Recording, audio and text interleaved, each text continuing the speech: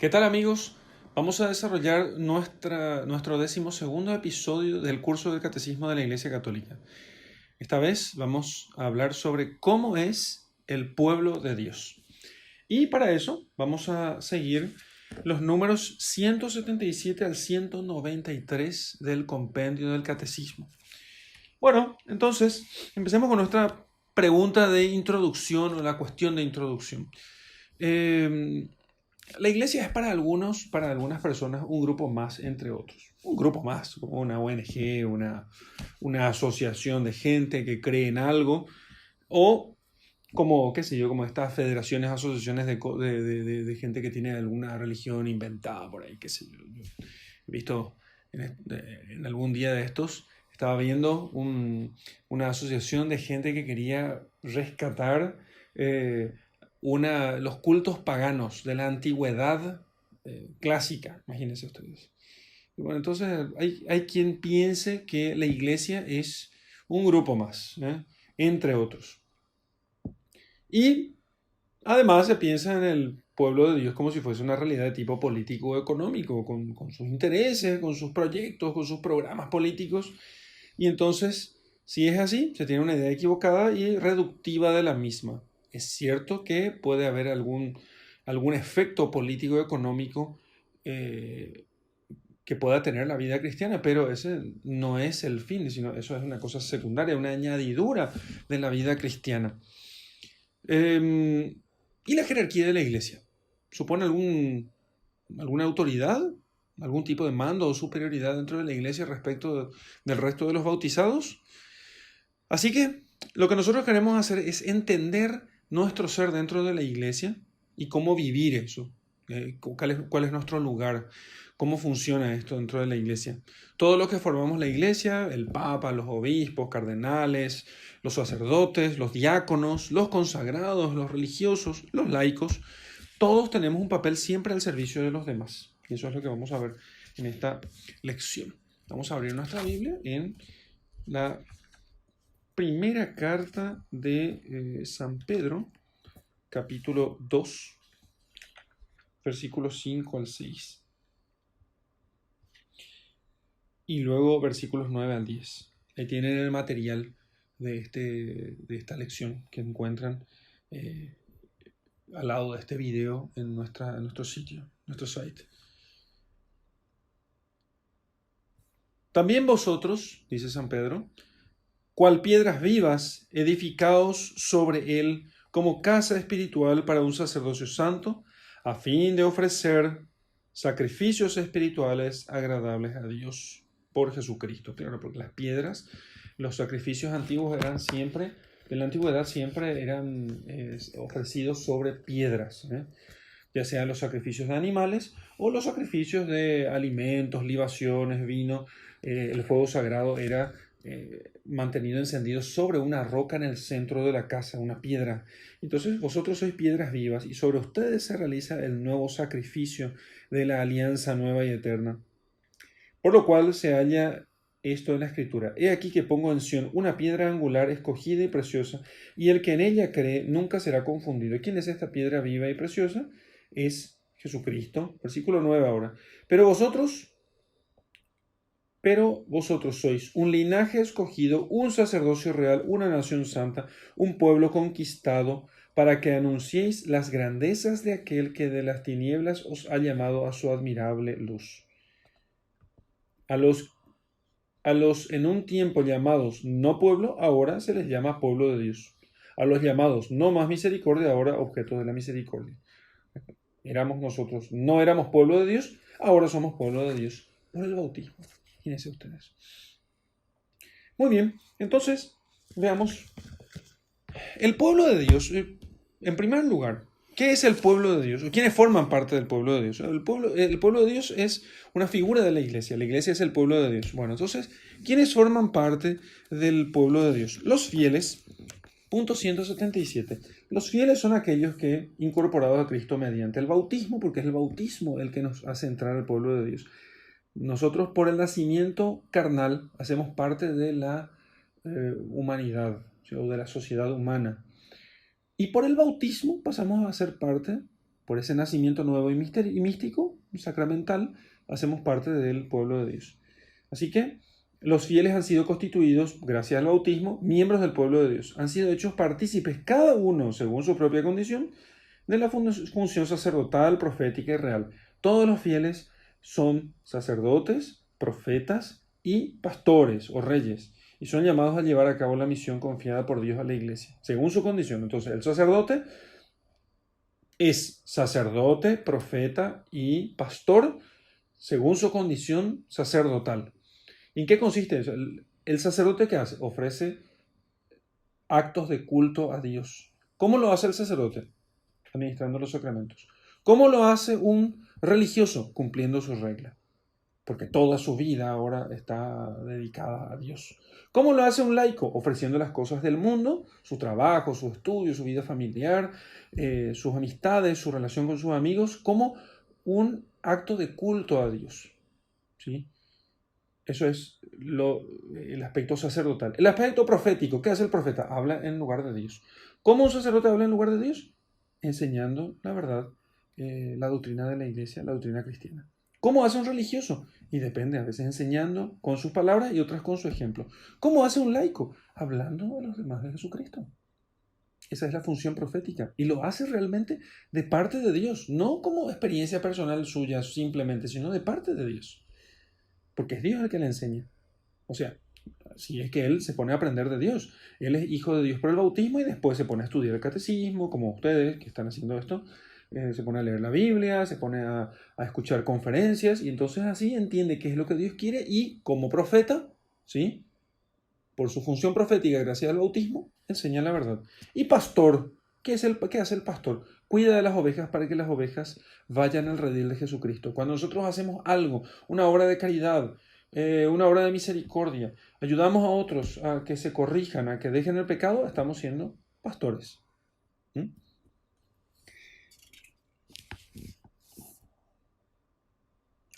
Este pueblo de Dios está formado, ya hemos dicho más o menos, por ministros sagrados que recibieron el sacramento del orden y forman la jerarquía de la iglesia, diáconos, sacerdotes, obispos. A los demás fieles se llaman laicos, los que no tienen el ministerio sagrado. ¿Sí? Entonces, los que tienen ministerio sagrado, diáconos, sacerdotes, obispos. Los que no tienen ministerio sagrado son laicos. Entre laicos y ministros sagrados, hay algunos fieles que se consagran de modo especial a Dios por profesión de los consejos evangélicos, votos de castidad, pobreza y obediencia. Y esos son los consagrados o religiosos, ¿sí? Pero es mucho más amplio que solamente religiosos, porque el término religioso tiene algunas especificaciones. Pero los consagrados, ¿sí? Pueden ser las vírgenes consagradas, los ermitaños, los religiosos de institutos de vida apostólica, los religiosos de órdenes religiosas propiamente, pero fundamentalmente son los consagrados que profesan los votos de pobreza, castidad, obediencia o viven los consejos evangélicos en general. Entonces, y estos pueden ser sacerdotes o no. Hay religiosos que son sacerdotes y religiosos que son laicos, ¿sí? O sea, el laico simplemente es el que no es ministro sagrado. Eso es hasta aquí. ¿Cómo está constituido el pueblo de Dios? Ahora nos preguntamos nosotros, ¿para qué están los ministros sagrados? Bueno, los ministros sagrados tienen la misión de servir al pueblo de Dios mediante la enseñanza, los sacramentos y la caridad. Ellos forman la jerarquía de la iglesia. Y entonces, ¿quiénes administran los sacramentos? Los ministros sagrados, diáconos, sacerdotes y obispos. ¿Quiénes son los que enseñan al pueblo de Dios? Diáconos, sacerdotes y obispos. ¿Quiénes son los que dirigen la obra de caridad de la iglesia? Diáconos, sacerdotes y obispos. ¿Sí? Entonces, porque la iglesia no podía tener una organización que fuese simplemente hecha por sistemas de tipo democrático como están en las organizaciones del mundo, de los hombres, no que esté mal en sí mismo, pero Cristo personalmente instituye el orden jerárquico en su iglesia. Él eligió a sus apóstoles. Sus apóstoles, que son obispos, eligieron a su vez a otros que los sucediesen, que fueran sus sucesores, otros obispos. Los obispos eligen a los sacerdotes y diáconos para que cooperen con ellos. Entonces se dan cuenta que en primer lugar, en principio, siempre es Cristo quien ha elegido. Pasemos ahora nosotros a ver la segunda parte de nuestra exposición de la fe, según el material que tienen, los obispos y el colegio episcopal. Una cosa muy especial son los obispos. No hay que pensar que simplemente aquí tenemos como grados, como si fuesen en una empresa. Aquí están los que son subordinados y están los jefes. El obispo propiamente es el que en la persona de Cristo representa la persona de Jesucristo, porque el obispo tiene la plenitud del sacerdocio. El obispo es el otro Cristo por definición. Los sacerdotes cooperamos con los obispos, ¿sí? Los diáconos también.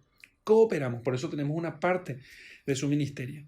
Así el obispo puede administrar los 7 sacramentos, él puede ordenar otros sacerdotes u otros obispos u otros diáconos, pero los sacerdotes no tenemos los 7 sacramentos. Apenas podemos nosotros administrar 6 sacramentos, ¿sí? Los diáconos, menos sacramentos.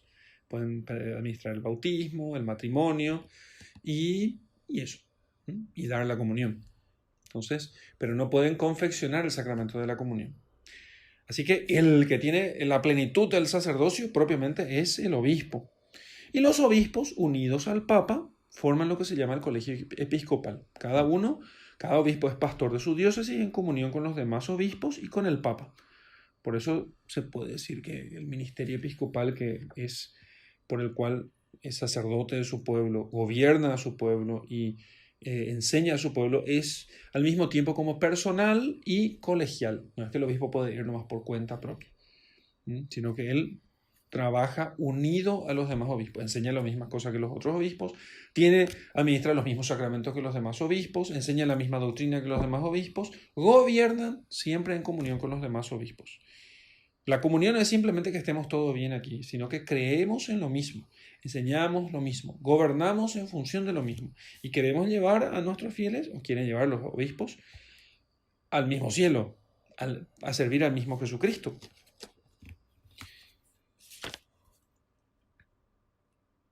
Y esto lo hacen los obispos a ejemplo de los 12 apóstoles, elegidos y enviados juntos por Cristo.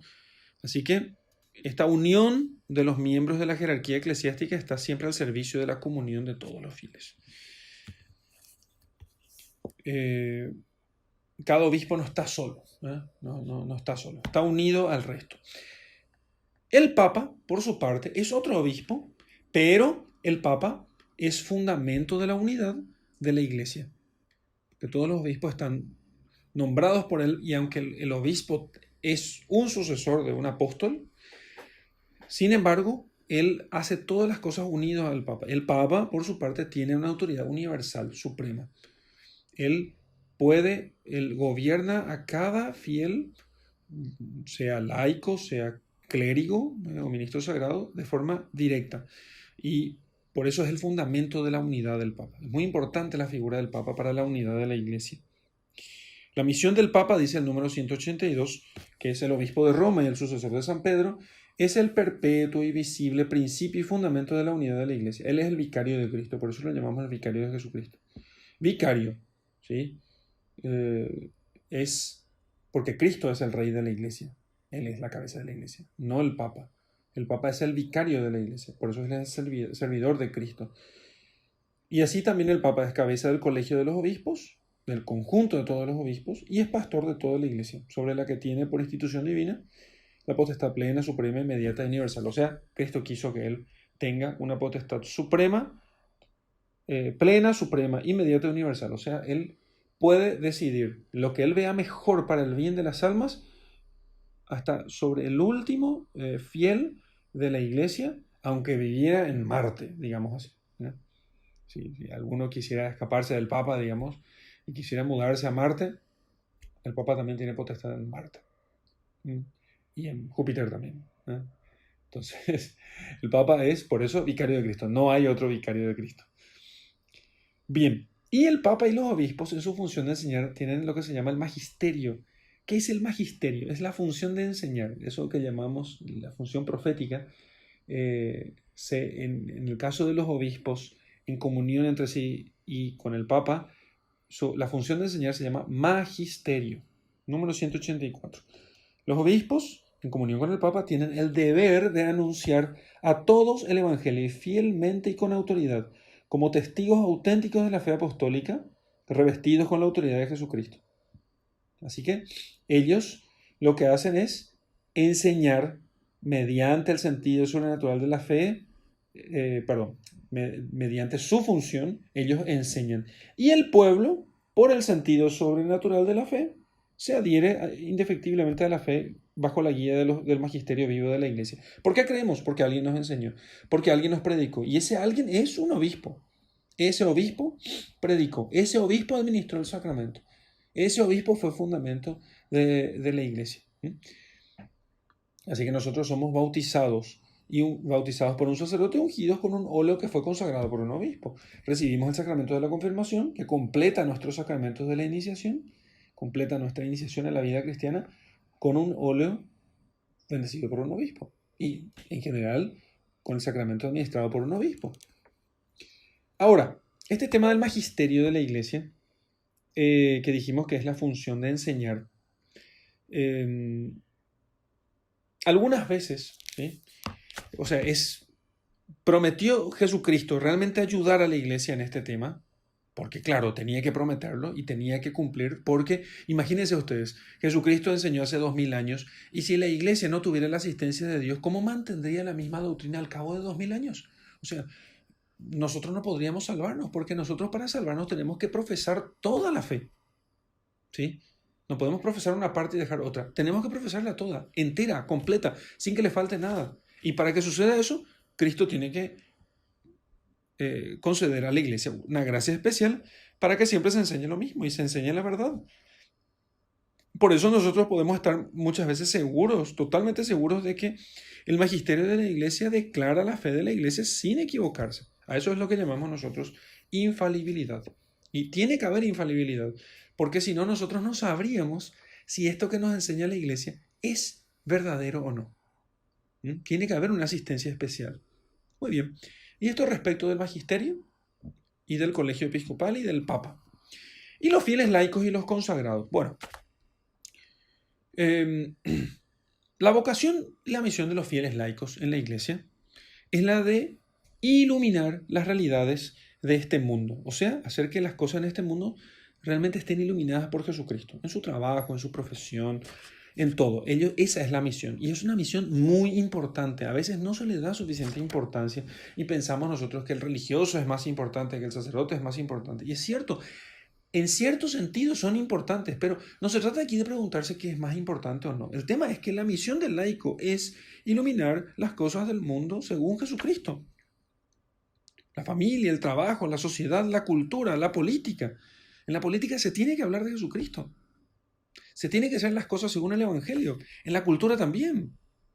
Y cuando hablamos de cultura, hablamos, qué sé yo, todo de las artes, de los modos de pensar, de los modos de actuar. Allí también, para que los hombres puedan ser felices, tiene que estar Jesucristo allí. En la sociedad, en el trabajo.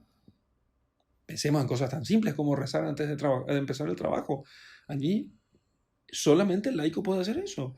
Nosotros los sacerdotes podemos decirle al laico aquí en el confesionario que lo haga, pero del laico que está allí en su trabajo depende que se haga oración y que se dé testimonio de Jesucristo.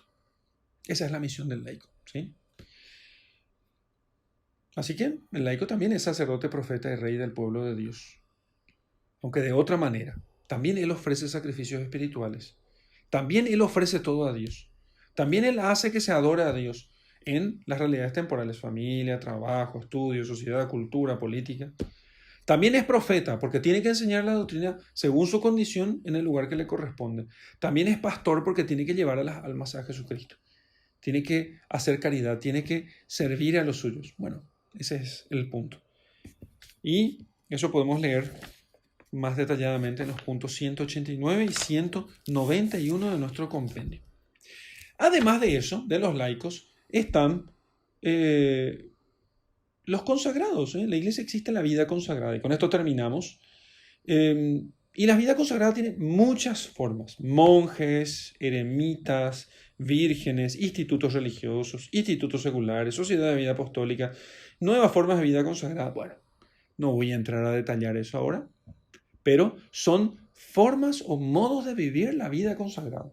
en soledad, en el medio del mundo, en el medio del bosque, en comunidad, en monasterios, haciendo apostolado entre los pobres, yendo de misión. Bueno, todo eso es lo que acabo de decir.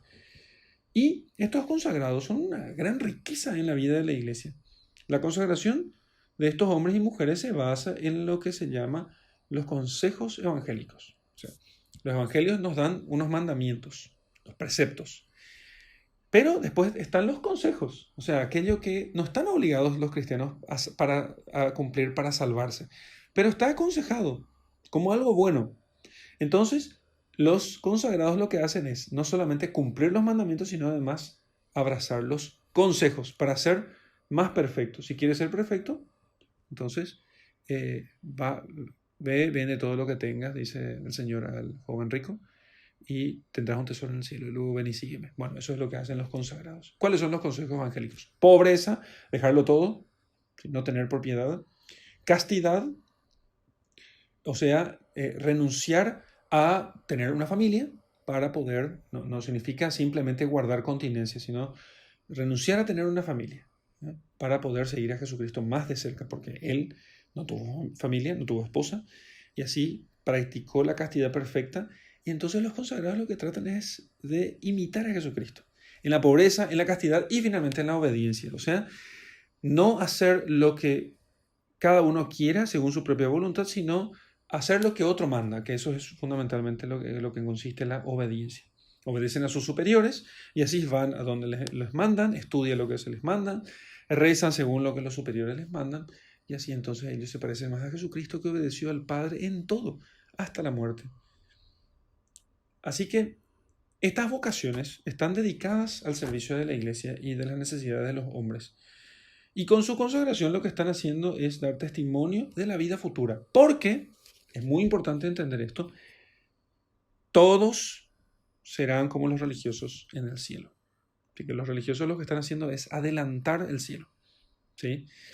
En el cielo no hay marido ni mujer porque todos serán como ángeles, dice el Señor. A los saduceos le respondía eso. Entonces, el religioso lo que hace es dar testimonio. Así será el cielo, dice, donde viviremos para Dios. Y donde viviremos no solamente según los preceptos, sino también según los consejos. Viviremos todo para Dios. Dios será todo en todos. Y así que entonces, cuando uno ve a un religioso, realmente aquello le llena de esperanza. Así viviremos todos. Ellos están ya comenzando en esta vida. Muy bien, entonces, para profundizar, podemos pensar nosotros en la misión de los laicos dentro del pueblo de Dios y ciertamente actuar siempre en conformidad con eso. Les aconsejo volver a leer todos los números del catecismo que hemos nosotros encontrado aquí, ¿sí? Así que todos estos números, volver a leerlos y repasar una vez más. En el Concilio Vaticano II tenemos un documento hermoso de la Iglesia que se llama Lumen Gentium, y este documento del Concilio Vaticano II habla sobre la constitución del pueblo de Dios y nos recuerda esto que acabamos de hablar. Podrías, por ejemplo, ir a visitar un poco a algún consagrado o sacerdote que tengas ahí cerca y entonces preguntarle todas estas cosas. Y así, si sos laico, ¿no?